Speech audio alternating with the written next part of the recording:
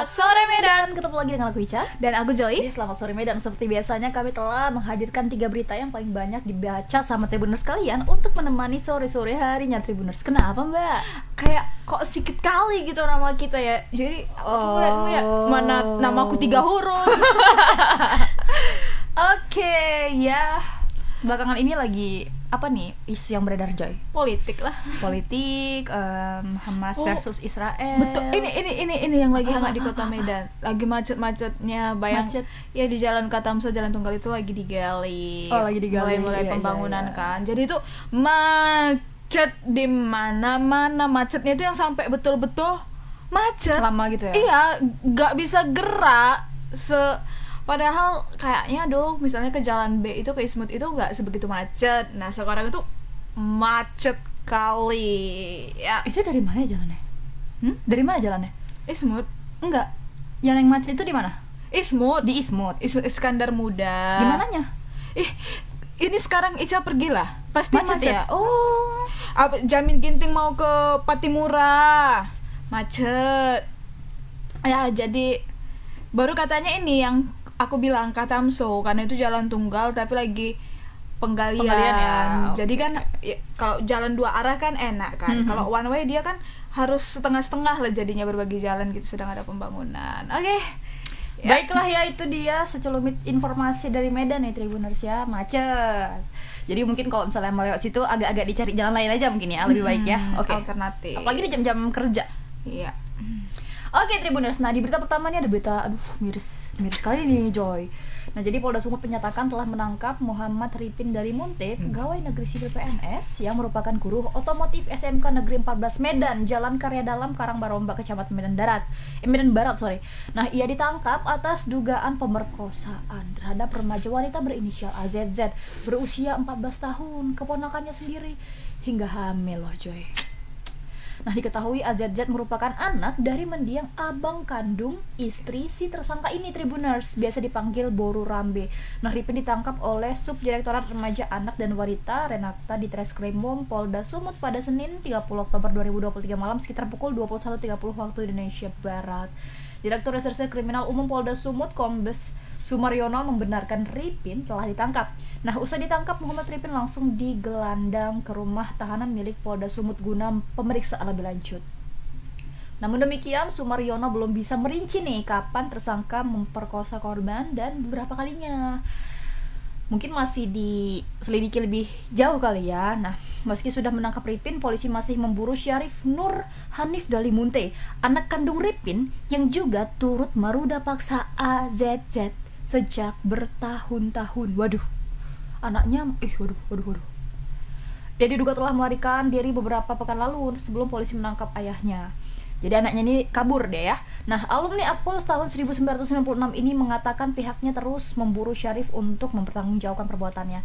Mantan Kapolres Kediri ini mengungkap pihaknya sudah menetapkan status tersangka kepada keduanya.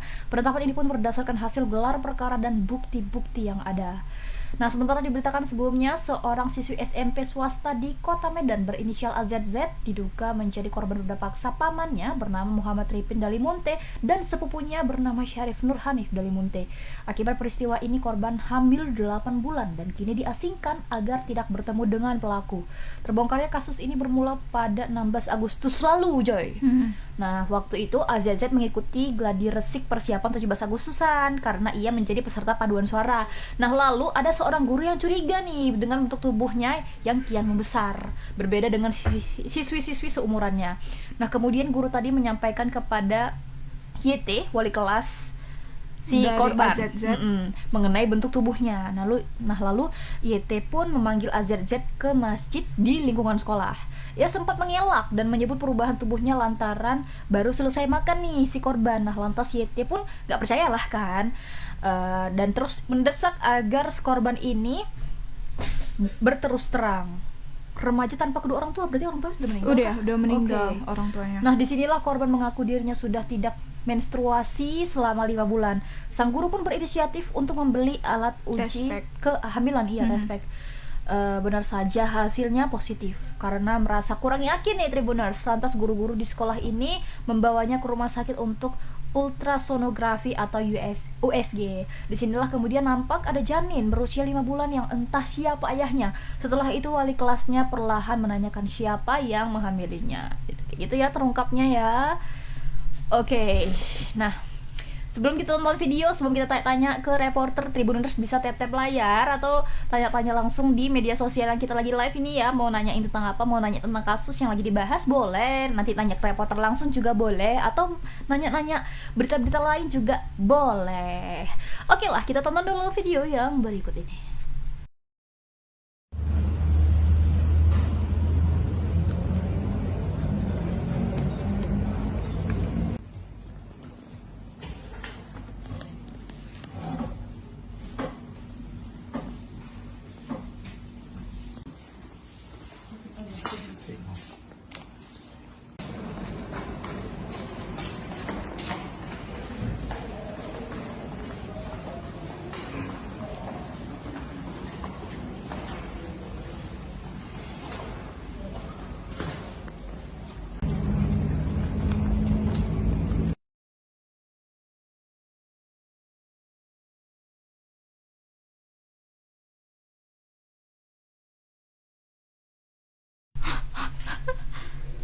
Oke, itu dia ya videonya.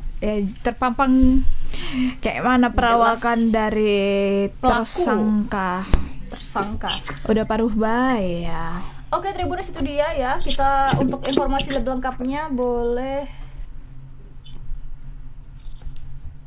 kita tanya langsung ke reporter di lapangan. Ada Bang Freddy Santosa. Halo Bang Freddy, selamat sore. Halo Bang Freddy, selamat sore. Ya, halo Risha dan Joy, selamat sore. Oke, Bang, boleh nih. Sebelum kita membahas mengenai kasusnya ya, apakah sudah ada informasi Bang mengenai kronologi peruda paksaan? Nah, apakah anaknya atau ayahnya duluan yang melakukan peruda paksa terhadap korban? Nah, di mana mereka melakukan aksinya itu? Boleh dijelaskan, Bang? Ya, jadi dugaan peruda paksa terhadap AZZ, siswi SMP swasta yang ada di Kota Medan itu sudah berlangsung kurang lebih selama bertahun-tahun ya. Nama siapa? Nah, yang pertama kali diduga melecehkan korban itu adalah sepupunya, si Syarif. Nah, jadi si Syarif ini diduga telah melecehkan korban itu sejak si AZZ ini berusia sekitar kelas 6 SD begitu, sampai bulan Agustus 2023 kemarin. Jadi kurang lebih sudah ada 3 tahun ya. Sepupunya itu melecehkan dan meruda paksa korban. Nah, itu dilakukan di rumah tersangka karena memang korban ini numpang tinggal di rumah tersangka. Jadi karena memang korban ada sudah tidak ada orang tua juga ya Bang ya? Iya, pada umur 1 tahun ibunya meninggal dunia, kemudian gak berapa lama ayahnya menyusul, sehingga korban ini tinggal ke rumah tersangka. Nah, hubungannya dengan keluarga tersangka adalah ibu dari Syarif ini atau istri dari Ripin ini itu adik dari almarhum ayah si korban begitu. Makanya dia menumpang di situ sekitar dari tahun 2017 sampai tahun 2023 kalau tidak salah. Nah, Syarif ini meruda paksa ini di rumah dan di kamar ketika rumah itu sepi. Kemudian ayahnya yang merupakan guru SMK Negeri 14 ini meruda paksa itu sejak tahun 2022 lalu, atau tepatnya itu antara bulan Juli sama bulan Juli atau Agustus tahun 2022 sampai Agustus tahun 2023 ini. Nah, itu dilakukan pamannya ini pada malam hari di berbagai tempat. Di begitu, berbagai di kamar, di rumah di itu pasti ya Bang ya? Iya, begitu. Oke. Bang. Kirain ada sambungan. Kirain ada sambungan ya. Nah, ayahnya ini tahu nggak anaknya itu melakukan hal tersebut? Tersangka. Ayah dari tersangka itu tahu nggak? Si anaknya juga tersangka juga ya kan? Ripin Jadi lah. dari hasil pemeriksaan sementara itu si Ripin ini tidak mengetahui atau tidak pernah memergoki secara langsung bahwa anaknya Syarif itu meruda paksa si korban, tetapi dia memang mendengar kabar begitu, mengetahui atau mendengar kabar bahwa anaknya telah meruda paksa sepupunya, tapi dia tidak pernah memergoki secara langsung begitu. Baik Bang. Nah, Oke, silakan tetapi dilanjut Bang. anaknya ini juga belum bisa dimintai keterangan karena masih melarikan diri ya, sekitar 3 minggu yang lalu. Melarikan diri ya, dan berarti dia DPO ya Bang ya? Kalau untuk DPO-nya sepertinya polisi belum menerbitkan Belum ya? DPO, tapi masih dicari begitu. Karena memang pasca dilaporkan ini kan polisi itu melakukan pemeriksaan terhadap korban, saksi dan sebagainya. Nah, ketika sudah mengetahui bahwa ada lapor dan ada pemeriksaan sedang berproses, dia melarikan diri begitu si Syarif ini. Sementara ayahnya Ripin itu ditangkap pada Senin malam beberapa hari yang lalu, tanggal 30 Oktober kemarin, Di rumahnya Bang? di rumahnya begitu. Nah, apakah pada saat itu korban juga berada di rumah? Korban ini sejak bulan Agustus itu sudah diungsikan ke rumah aman. Jadi terbongkarnya ini itu kan pada tanggal 16 Agustus, di mana saat itu korban itu mengikuti gladi resik ya, persiapan menyambut 17 Agustus. Kemudian guru sekolah itu curiga melihat bentuk tubuh korban yang membesar ya, tidak seperti siswi perempuan pada umumnya. Nah, di situ diinterogasi, dia menyebut baru siap makan, makanya perutnya agak besar lah gitu. Tapi guru itu tidak percaya. Jadi membeli tes pack, diperiksa dan ternyata positif. Tetapi masih kurang yakin sehingga guru di SMP swasta ini memeriksakan ke bidan. Tapi kembali lagi tidak percaya sampai akhirnya dibawa ke rumah sakit untuk USG. Ternyata di sinilah baru terlihat ada janin sekitar umur 5 bulan pada bulan Agustus lalu. Nah, kemudian ditanyalah siapa yang melakukan itu. Nah, di sini korban mengakui yang sudah melakukan itu adalah sepupunya si Syarif dan pamannya si Muhammad Ripin ini, guru SMK Negeri 14 ini. Nah, kemudian pihak sekolah ini tidak langsung melaporkan pada tanggal 16 Agustus. Jadi dilaporkan itu pada tanggal 21 Agustus ya, setelah disepakati oleh pihak sekolah. Kemudian ada lembaga bantuan hukum dan perlindungan terhadap anak lah, itu baru resmi dilaporkan ke Polda Sumut gitu. Nah, kemudian seiring berjalannya waktu proses penyelidikan, tanggal 30 kemarin baru diamankan gitu. Baik Bang, kan korban ini udah dari bulan Agustus dia diasingkan dari para pelaku. Ada tidak upaya para pelaku ini mencari korban di mana atau memintalah kepada pihak yang mengamankan korban agar dia dikembalikan pulang ke rumah? Nah, sejauh ini tidak ada informasi mengenai keluarga pelaku ini meminta agar korban dikembalikan ke rumah, tapi memang ada pesan singkat yang dikirim oleh tersangka M. Ripin itu ke Facebook korban begitu. Di situ tersangka meminta maaf ya kepada korban, meminta maaf atas perbuatan yang sudah dilakukannya begitu. Mohon maaf atas kesalahannya dan meminta korban agar mengabari M. Ripin apabila membutuhkan sesuatu begitu. Itu sekitar 20 September setelah korban itu sudah diasingkan. Lantas siapa yang membuat laporan ke polisi Bang?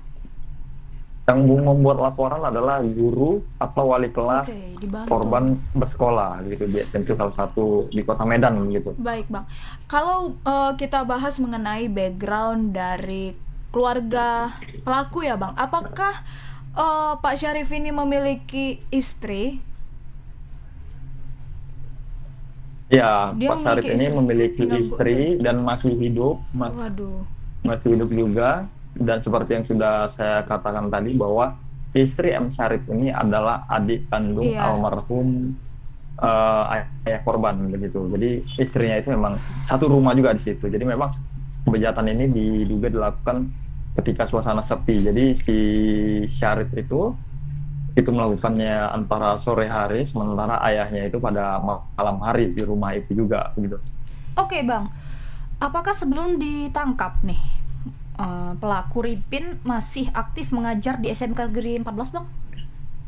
Masih, jadi pasca penangkapan itu kita juga sempat mendatangi tempat Ripin mengajar di SMK Negeri 14. Itu para guru itu mengatakan pada hari Selasanya itu kan dia ditangkap pada Senin malam.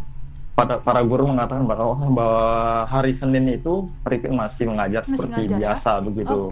Tapi di hari Selasa itu karena sudah ditangkap, dia tidak masuk mengajar tanpa alasan, sehingga kepala sekolah pun sulitan menjawab ketika ditanya apakah mengetahui bahwa Ripin ini ditangkap polisi atau apa. Sebab kepala sekolah juga sudah mencari tahu ke keluarga tapi tidak ada respon begitu. Makanya pihak sekolah tidak mengetahui apa alasan Ripin tidak masuk. Tapi setelah mendapat kabar bahwa Ripin itu ditangkap polisi atas dugaan ruda paksa, kepala sekolah maupun sekolah itu mendukung penuh apa yang dilakukan kepolisian untuk mengungkap dugaan ruda paksa ini yang dilakukan oleh tenaga pengajar.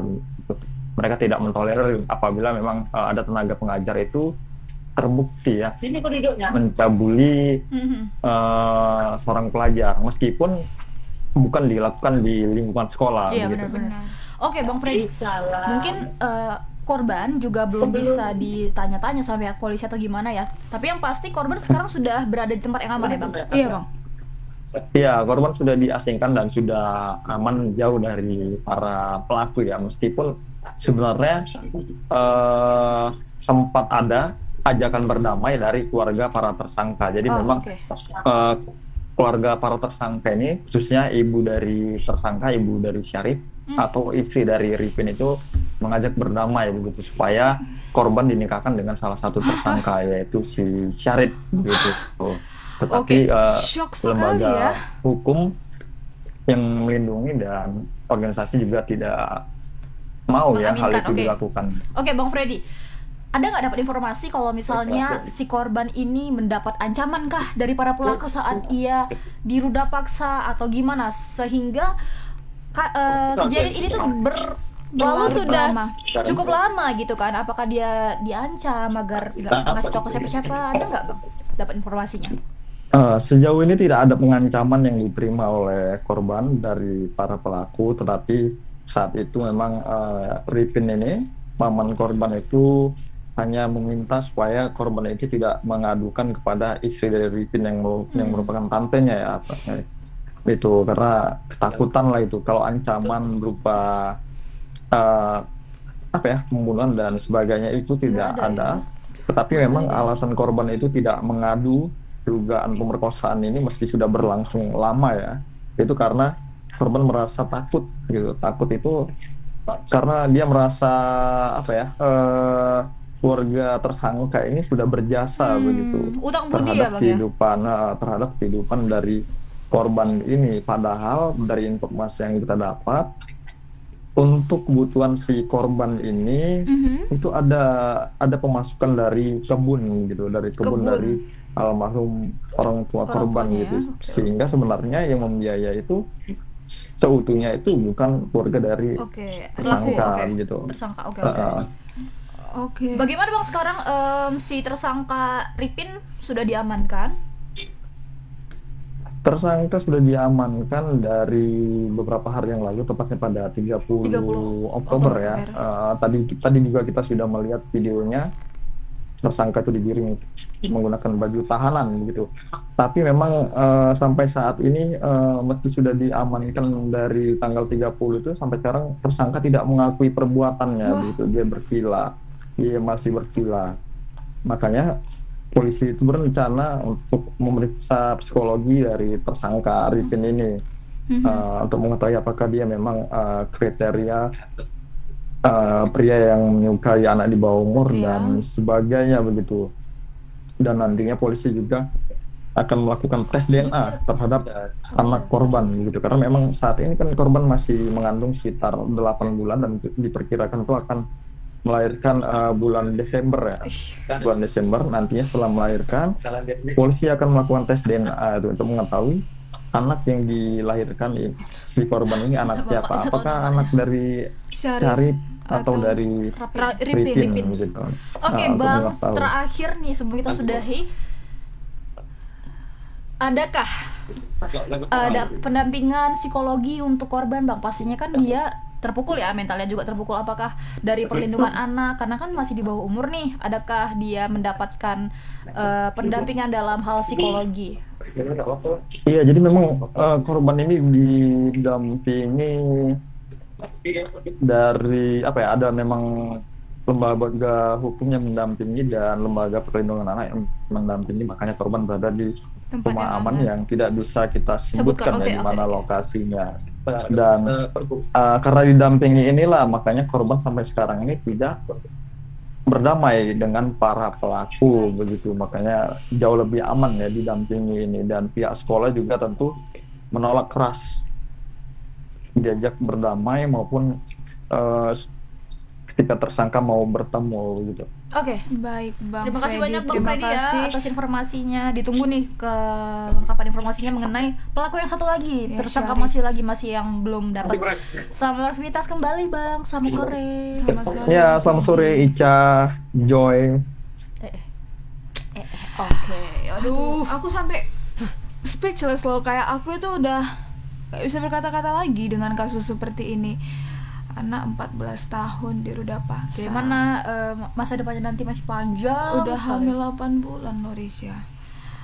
Kita itu hidup, kalau misalnya hamil itu bukan hamil 9 bulan siap itu udah. Ada satu nyawa yang ditanggung jawabi. Bener. Sampai bertahun-tahun seumur hidupnya kita bertanggung jawab. Dan dia masih 14 tahun. Masih 14 tahun pamannya nggak mengaku, si Syarifnya Gila, entah lari. kenapa kemana gitu ya.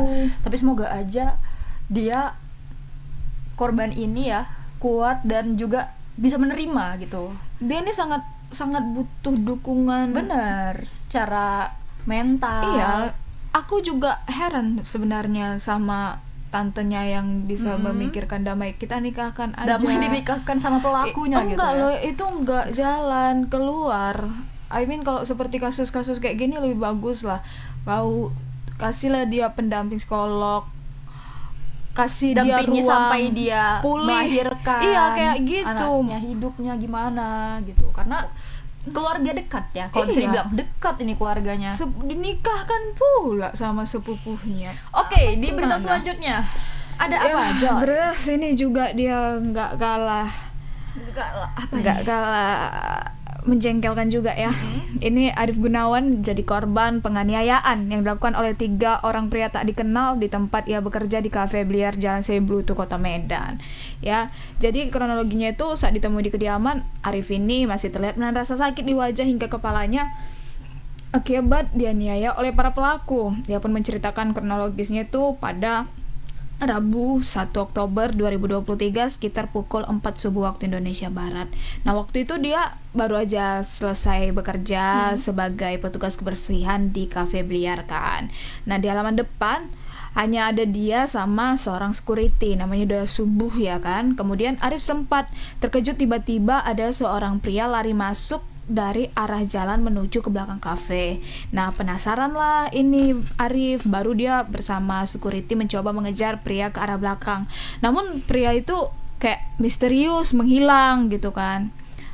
Nah, terus gak lama berhentilah satu unit mobil di depan kafenya dan ada 3 orang turun langsung berlari ke arah belakang kafe juga mengejar si pria misterius tadi yang udah gak nampak. Nah, Arif menyampaikan ketiga pelaku itu mengaku bahwa orang yang lari itu memiliki utang sebesar 60 juta rupiah. Ia pun dituduh udah bersekongkol sama pria misterius itu. Dijebak ya dia? Iya, nggak tahu lah ini kita dijebak, cuman dia dituduh. Nah, lalu 2 orang pelaku itu pun yang tadi menuduh dia itu mengeluarkan pistol yang diduga airsoft gun. Nah, satu diantaranya sempat menembakkan pistol itu ke arah bawah depan korban dan mengancamnya. Kayak mana kalau memang nggak tahu kan? Dibuat ngedown dia, bah.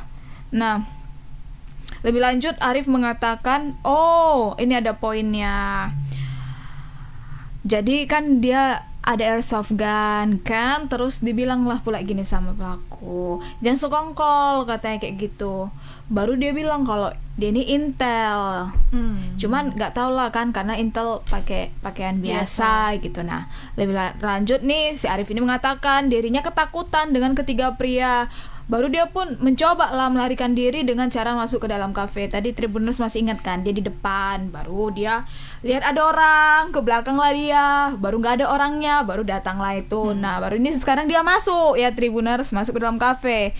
Namun ketiga pelaku tetap mengejar korban dan menghajarnya di dalam kafe. Waduh. Para pelaku mengambil stik biliar, menganiaya korban hingga dia tak sadarkan diri. Ya Tuhan, ya ampun.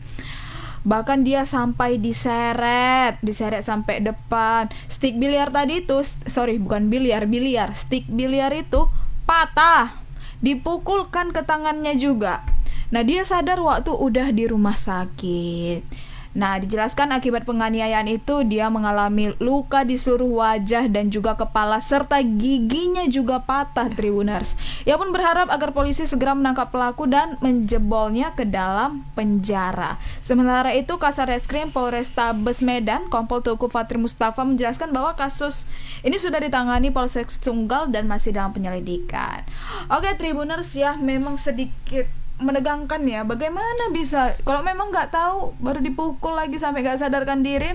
Tapi untuk berita lebih jelasnya kita bakalan bertanya kepada reporter kita, tapi sebelum itu kita saksikan dulu video berikut ini. Dari rumah sakit tadi, ya biar tadi yang melakukan biaya cuma untuk lanjutan ke depan ini kita belum ada tahu cara belum hidung lagi gitu kan nggak mungkin kita datang ke sana bang untuk beli obat nanya kan gitu. Nanti dihubungi walaupun nggak kemarin kan. Oh disuruh, oh memang dituduh sekongkol karena sama.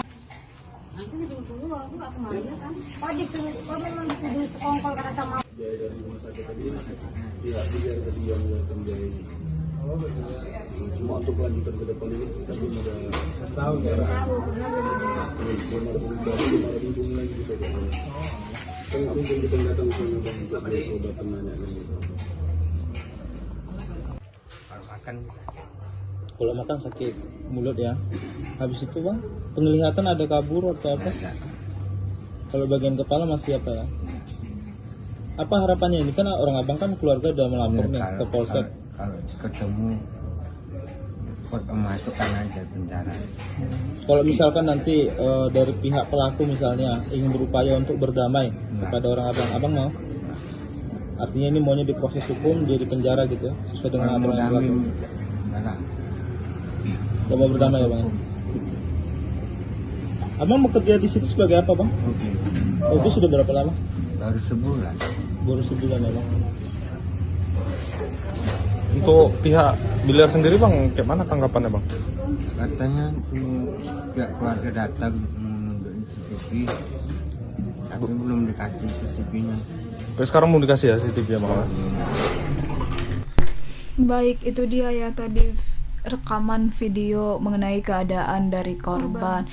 Cukup parah ya, giginya patah, mukanya bengkak, kepalanya diperban-perban, ngomong susah, bahkan makan pun tadi katanya susah. Oke, untuk informasi lebih lengkapnya kita udah bersama reporter kita, ada Bang Alfiansyah. Halo Bang. Halo Bang Alfiansyah, selamat sore Bang Alfiansyah. Ya, halo, selamat sore, Kak dan Joy. Baik Bang, mengenai ketiga pelaku ini, apakah polisi sudah mengantongi identitas dari mereka Bang?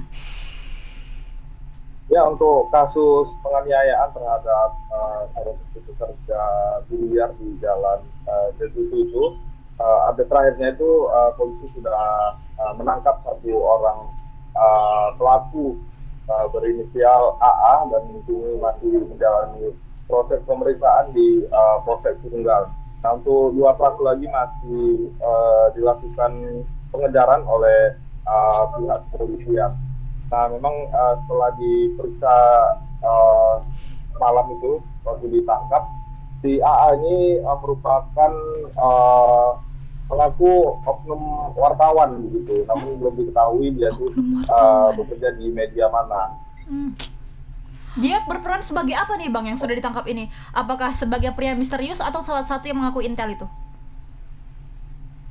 Ya, yang ditangkap ini merupakan salah satu dari pelaku penganiaya dari si korban. Yang menganiaya berapa orang? 3. Oke, itu yang tembak Bang? Yang mengarahkan airsoft gun atau tidak? Nah, untuk senjata sendiri airsoft gun itu tadi juga sempat kita tanya juga dengan pihak polisian apakah memang ada barang bukti terkait senjata airsoft gun ini, namun polisi mengatakan masih melakukan pendalaman ya, karena airsoft gun itu yang itu masih menurut keterangan dari saksi dan juga korban ini, bahwasannya saat kejadian itu para pelaku ini membawa senjata jenis diduga airsoft gun gitu, namun hingga kini belum ditemukan oleh polisi terkait barang bukti senjata ini.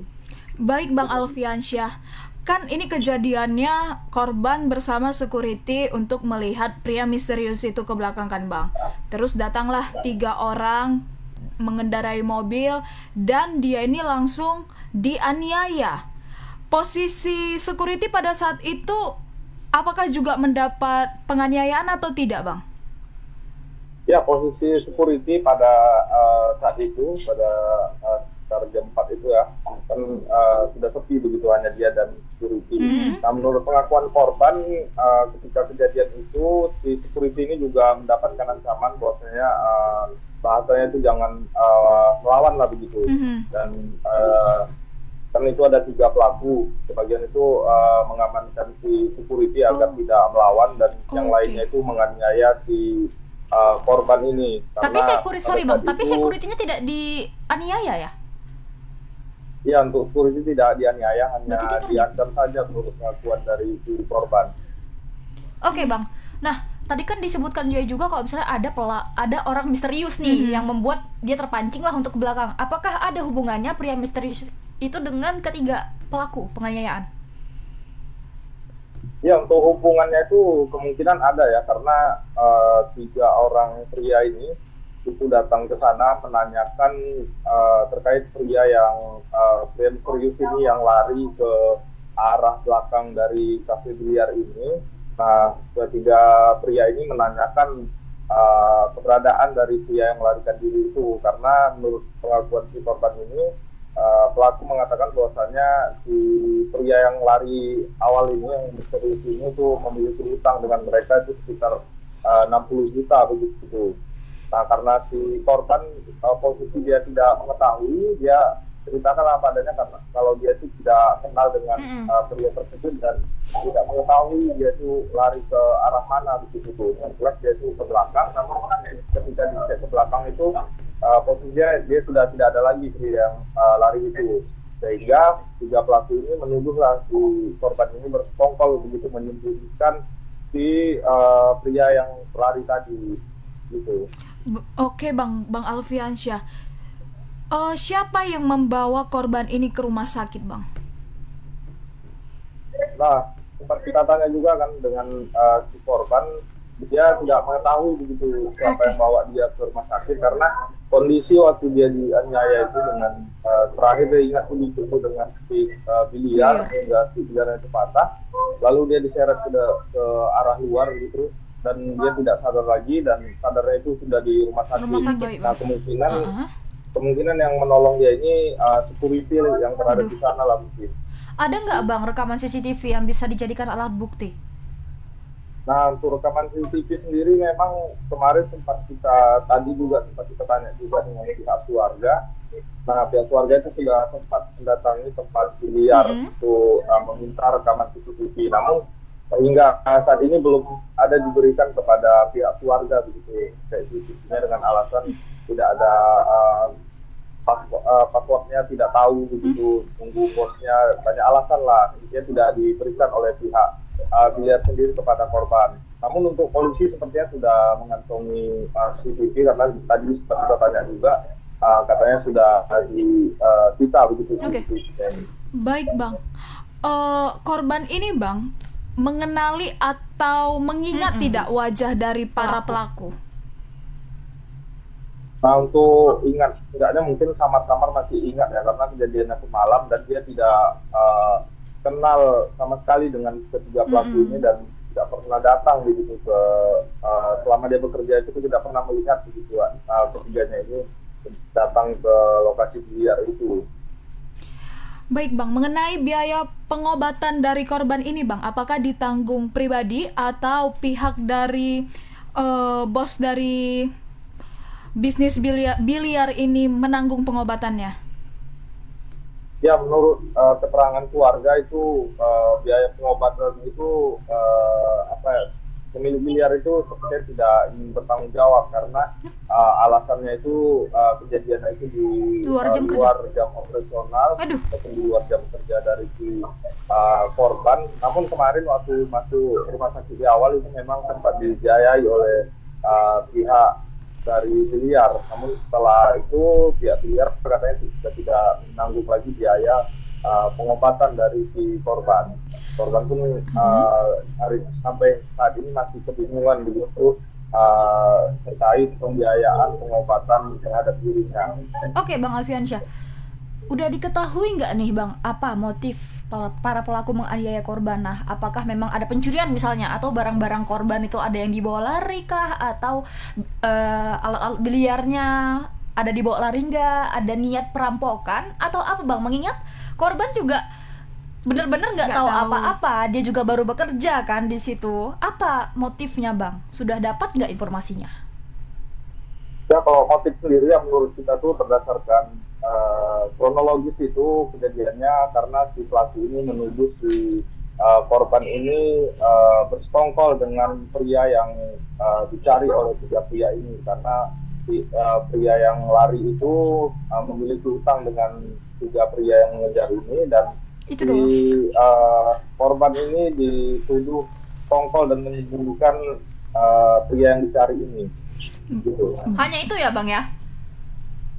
Padahal memang ya, benar-benar dia tidak tahu gitu. Dia itu tidak ada yang hilang gitu.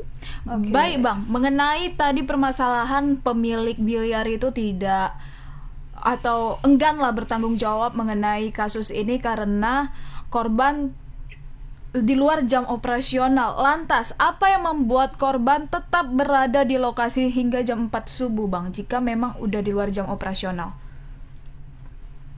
Ya, dari kronologis yang tadi juga sempat dibacakan kan, kejadiannya itu ketika si korban ini selesai kerja, kan biasalah pulang kerja tuh kan berdiri di depan tempat kerja gitu mau pulang. Nah, karena mau pulang itulah kebetulan ada orang datang begitu, satu orang ini, karena dia curiga ada yang lari ya, dia sehingga melihatlah mengecek ke belakang, ternyata tidak ada orang begitu, sudah melarikan diri. Nah, tidak lama datanglah tiga orang ini dan langsung memukuli. Langsung mengajar si korban gitu. Padahal kalau dipikir-pikir kan Bang Pian, di luar jam operasionalnya dia tuh tetap bertanggung jawab ya, melihat ada orang loh ini yang masuk ke belakang. Tapi ya semoga ditemukanlah jalan keluar. Ya, jalan keluar dari kasus ini. Oke, terima kasih banyak Bang Alfiansyah atas laporannya. Selamat beraktivitas kembali. Selamat sore. Selamat sore. Ya, udah dua berita dan dua-duanya itu kayak NIN gitu ya. Aku kesian loh dia kalau misalnya seperti itu jawaban dari berarti pemilik. Kalau aku sejauh ini menduganya kayak si para pelaku ini kayak memang sengaja. Bukan, kayak nggak terima mungkin dengan jawaban si korban, karena korban itu bilang nggak kenal, padahal orangnya menduganya apa sih kok kenal gini nih. Main hakim sendiri langsung, ya kalau padahal dipikir-pikir.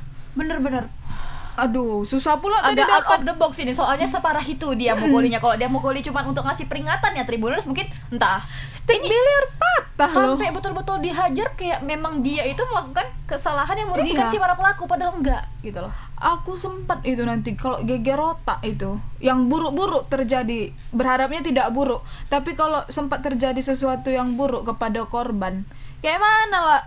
Aduh, pelakunya itu ya salah target atau memang niatnya itu memang dia, tembakannya itu dia. Iya, sengaja umpan gitu loh. Sampai saat ini belum ditemukan titik terangnya Joy, karena memang pelakunya juga baru satu yang didapat, dan juga CCTV juga belum bisa disebarluaskan gitu kan. Jadi wartawan kita juga belum bisa melihat gimana sih kronologinya, entah pun memang si korban ini berkata kasar atau gimana, kita juga nggak tahu ya. Tapi semoga aja itu tadi ditemukan jalan keluarnya, korban juga segera pulih. Iya, dibantulah pengobatannya ya. Benar-benar. Oke, last nih ada Syafi'i Panjaitan, pelakon lagu Angin Koncang. Siapa? Syafi'i Panjaitan. Tahu enggak ya. Nah, ini dia tuh pelakon lagu Angin Koncang khas Tanjung Balai nih, Jo. Nah, kini hanya bisa terbaring lemah di tempat tidur. Iya. Nah, sisa-sisa kejayaannya kini terlihat di bahu kurusnya yang tak segagah dulu saat bernyanyi di atas panggung untuk menghibur para penggemarnya. Dengan tubuh lemahnya, kini Syafi'i diurus oleh anak lajangnya Robin Panjaitan di sebuah rumah semi permanen di Tanah Seribu Dusun 3 Tanjung Balai, Kabupaten Asahan. Nah, Syafi'i mengalami stroke yang diduga akibat vaksin yang dijalaninya pada 2 tahun lalu. Waduh. Oke, next. Nah, jadi Dugaannya ya? Iya, ada gini, bapak ini awal mulanya karena vaksin kemarin. Dia mau nyanyi keluar daerah, jadi vaksin lah gitu benar. kan. Nah, tapi karena harus ada surat vaksin, mereka vaksin AstraZeneca. Ya, itu untuk orang tua memang, Oke. AstraZeneca. Nah, setelah itu dia tiba-tiba tangan kirinya kebas, kemudian mengeluarkan ences dan tiba-tiba terjatuh nih. Pengakuan dari anaknya. Benar-benar langsung kayak ciri-ciri stroke. Nah, kata Robin, Syafi'i pertama kali sakit pada pertengahan tahun 2021 lalu, Tribuners, dan kondisi kesehatannya berangsur menurun. Nah, namun kini Robby sudah tidak sendiri lagi mengurus ayahnya, adik dan iparnya, membantu untuk mengawal kesehatan penyanyi Tanjung Balai tersebut. Merintis karir sejak tahun 2000-an nih, Syafi'i bergabung dalam grup WAUT yang dikenal sukses, WAUT. membawa nama Tanjung Balai sampai keluar daerah. Iya, tahu ya? benar-benar iya tahu. Nah, namun semua itu hanya tinggal kenangan. Kini Syafi'i tidak dapat lagi bernyanyi dikarenakan stroke yang menerpanya. Saat ini pihaknya berharap kepada pemerintah untuk memperhatikan Syafi'i lah untuk dalam pembiayaan pengobatan dan hidupnya. Oke, sebelum kita cakap-cakap ke reporter, kita saksikan dulu video yang berikut ini.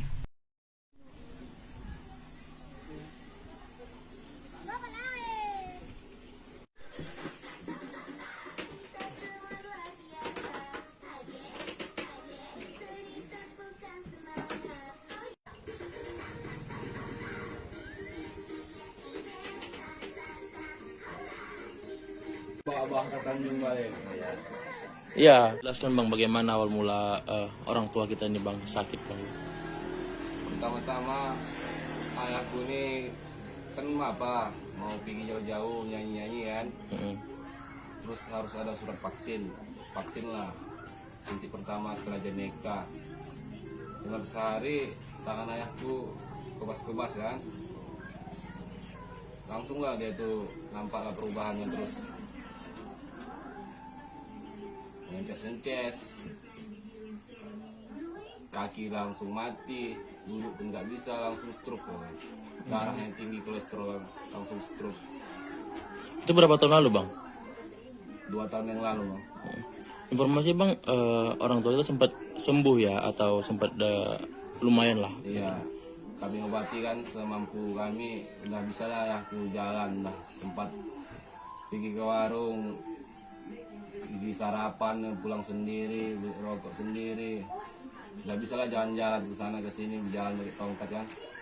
Pokoknya kemarin jatuh lagi, pecah kepalanya kan. Dari semenjak itulah aku nggak bisa jalan lagi. Terus ini Bang, yang ngurus siapa Bang? Aku lah sama adik-adikku. Bang ini kan Bang Pi ini kita ketahui kan artis Tanjung Balai gitu. Mereka yang membuat bahasa Tanjung Balai itu dikenal oleh masyarakat. Nah, harapan Abang bagaimana Bang untuk saat ini Bang? Harapanku untuk artis Tanjung Balai kalau sakit dipedulikan lah oleh pemerintah setempat, diperhatikan. Kalau sakit beri bantuan yang selayaknya lah. Itulah harapanku sebagai anak. Cukup. Ya Pak, mungkin buat Tribuners yang kurang mengenal siapa Bapak Syafi'i Panjaitan ini, Bapak ini merupakan personel dari WAUT. Memang kalau di kalangan tanah-tanah Melayu seperti Kisaran, Tanjung Balai, Deli Serdang, memang grup WAUT ini cukup dikenal karena banyak lagu-lagu mereka itu yang cukup terkenal. Salah satunya ada kayak Nasib Ranto, ada Saminah dan lain-lain. Oke. Nah, untuk kita tanya-tanya informasi lebih lanjut nih, kita sudah terhubung bersama reporter kita di lapangan, ada Bang Alif. Halo Bang Alif, selamat sore. Halo Bang Alif, selamat sore. Nunggu dulu Bang Ya, Alif. selamat sore Ica, selamat sore Joy, selamat sore Medan. Oke. Bang Alif, boleh nih diceritakan dulu nih masa-masa kejayaan dari Syafi'i Panjaitan ini, Bang. Ya, terima kasih Ica. Syafi'i Panjaitan diketahui merupakan salah satu dari personel WUT. Jadi WUT ini adalah grup musik yang dimana diisi oleh 6 orang personil. Salah satunya Bang Syafi'i ini. Nah, Bang Syafi'i ini merupakan dari formasi inti WUT ya gitu. Karena dari banyak fans yang saya jumpai tadi, mereka mengaku Bang Syafi'i inilah yang selalu ditunggu-tunggu oleh masyarakat, karena Bang Syafi'i ini selalu membawa panggungnya itu jadi ceria gitu. Karena kan Bang Syafi'i ini setiap memanggung itu selalu duet dengan seorang wanita yang dahulu bernama Rina, sekarang bernama Julie. Nah, saat ini kondisi Bang Syafi'i sendiri masih terbaring lemah karena diduga terkena stroke gitu. Nah, sempat Bang Syafi'i ini pulih dan bisa berjalan namun menggunakan tongkat. Nah, pada bulan lalu Bang Syafi'i kembali drop dan terjatuh hingga kepalanya pecah, sehingga sampai saat ini tidak bisa bangkit kembali. Bahkan untuk berbicara saja Bang Syafi'i sendiri itu sudah payah gitu. Dan untuk berkomunikasi hanya menggunakan bahasa isyarat gitu ya. Bahasa isyarat. Baik Bang, ada tidak pengobatan yang sudah dilakukan mengenai mengingat Bang Syafi'i ini udah sempat terjatuh dan hingga kepalanya bocor ya Bang? Ya, sebelum-sebelumnya memang sudah dilakukan perobatan mulai dari medis dan juga terapi. Nah, pengobatan tersebut rutin dilakukan oleh keluarga sehingga Bang Syafi'i berangsur pulih. Namun pada bulan lalu Bang Syafi'i ini naas terjatuh gitu, sehingga kembali drop dan juga mulai badannya berangsur kurus gitu Kak. Baik Bang, dugaan sementara kan penyebab stroke-nya ini karena penyuntikan vaksin AstraZeneca. Nah, berapa lama sih rentan dari setelah Pak Syafi'i ini divaksin lalu kemudian ia menderita stroke? Ya, tadi saya sempat konfirmasi kepada pihak keluarga, tepatnya anaknya. Dia mengaku vaksin tersebut hanya berjarak beberapa jam. Saat ayahnya ini hendak vaksin, begitu pulang dia merasa tangannya kebas pada tangan sebelah kiri, kemudian mati rasa dan tiba-tiba pada mulutnya mengeluarkan liur gitu, yang kita biasa sebut ences gitu. Nah, perlahan Bang Syafi'i ini terduduk dan duduk tersebut tiba-tiba jatuh ke lantai gitu. Nah, sampai saat itulah dia tidak bisa lagi menggerakkan tubuhnya. Nah, sampai saat ini Bang Syafi'i terbaring lemah di tempat tidur yang diletakkan di depan di depan ruang rumahnya. Oke Bang, nah selama ini untuk pengobatan Pak Syafi'i biayanya dari mana Bang? Ya, sampai saat ini biaya memang kalau untuk yang medis atau rumah sakit itu ditanggung oleh BPJS. Namun untuk biaya terapi itu ditanggung oleh anaknya Robin yang masih lajang gitu Kak. Baik Bang, WUT ini kan cukup sebenarnya mengangkat nama Tanjung Balai ya, hingga dikenal lah di berbagai daerah dan kalangan. Ada tidak nggak sih Bang pemerintah dari Tanjung Balai sendiri yang pernah membesuk atau melihat keadaan Pak Syafi'i yang sekarang udah terbaring lemah? Ya, untuk Wali Kota Tanjung Balai sendiri, Waris Tholib pada tahun lalu sempat mengunjungi Bang Syafi'i gitu.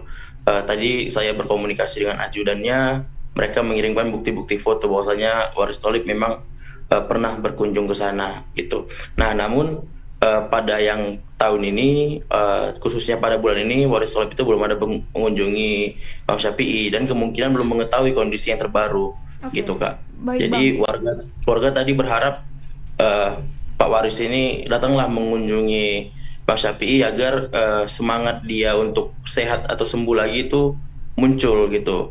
Karena Bang Syafi'i ini, keterangan dari keluarga tadi, memang memiliki semangat sehat yang luar biasa gitu. Bahkan Bang Syafi'i ini sempat diisukan telah meninggal dunia karena dia mengalami jatuh dan juga stroke gitu. Namun itu ditepis oleh keluarga karena Bang Syafi'i ini memiliki semangat yang untuk sembuh sehingga dia bisa kembali pulih dan berjalan gitu Kak. Jadi keluarga tadi berharap Pak Waris Tholib itu datang untuk mengunjungi dan memberi semangat Bang Syafi'i itu gitu kan. Baiklah, semoga itu segera terrealisasikan ya. Iya, Agar itu juga si Pak Syafi'i semangat ini. sebenar. Itu kan tadi pertanyaan terakhir nih Bang. Ya sebelum menutup Selamat Sore Medan kita itu tadi dari Wali Kota Tanjung Balai. Bagaimana nih dengan personel WUT lainnya Bang melihat rekan kerjanya atau rekan seperjuangannya jatuh sakit seperti ini? Ya, tadi kami sempat menghubungi founder dari WUT sendiri, itu Jalaud Hasibuan. Saya sempat messenger dan juga menanyakan bagaimana dari pihak WUT sendiri. Memang belum ada jawaban Kak, dari mereka. Cuman saya melihat beberapa postingan yang ada di media sosial, pihak WUT ini sudah mengunjungi Bang Syafi'i pada pekan lalu gitu, dan juga memberikan tari asi untuk menyemangatilah agar Bang Syafi'i ini kembali pulih dan juga bisa bergabung kembali bersama mereka gitu Kak. Amin, amin, amin. Baik. Oke, terima kasih banyak Terima Bang kasih laporannya Bang Alif. Selamat ya. beraktivitas Selamat kembali. beraktivitas. Selamat sore. Selamat sore Medan. Baik.